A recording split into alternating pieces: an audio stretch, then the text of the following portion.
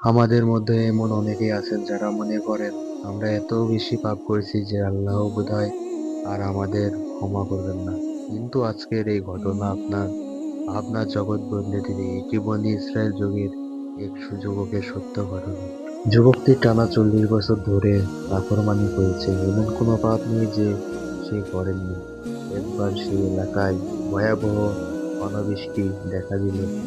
মানুষ না খেয়ে মরতে শুরু করলো। নবী মুসা সাল্লাল্লাহু আলাইহি সাল্লাম 70,000 মানুষকে নিয়ে বৃষ্টির জন্য দোয়া করতে বের হলেন।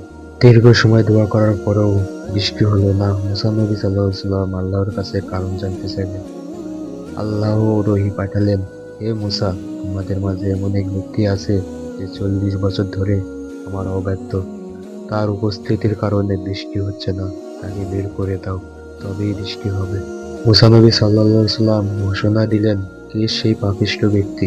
এখনই বেরিয়ে যাও। যুবকটি বুঝতে পারল আজ সে ধরা পড়ে যাবে। সে মনে মনে আল্লাহর কাছে বলল, হে আল্লাহ, আমি লজ্জিত।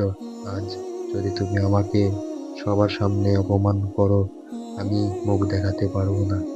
আমি কথা দিচ্ছি আমি আর কখনো পাপ করব না। তুমি আমাকে মাফ করে দাও। তওবা করার পর আল্লাহ তাআলা তওবা কবুল করলো।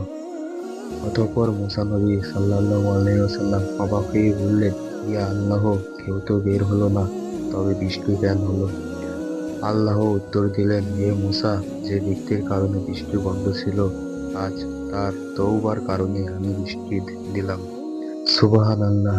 আল্লাহ এতটাই দয়ালু, আপনি যত বড়ই পাপী হন না কেন, চোখের এক ফোঁটা পানি আর খাঁটি তওবা আল্লাহর আরশ কাঁপিয়ে দিতে পারে। তাই নিরাশ হবেন না, ফিরে আসুন মালিকের পথে। ভিডিওটা যদি ভালো লাগে অবশ্যই লাইক আর সাবস্ক্রাইব করে পাশে থাকবেন, এবং ইসলামিক নিত্য নতুন ভিডিও পেতে সবাই সাবস্ক্রাইব করে পাশে থাকবেন। ধন্যবাদ।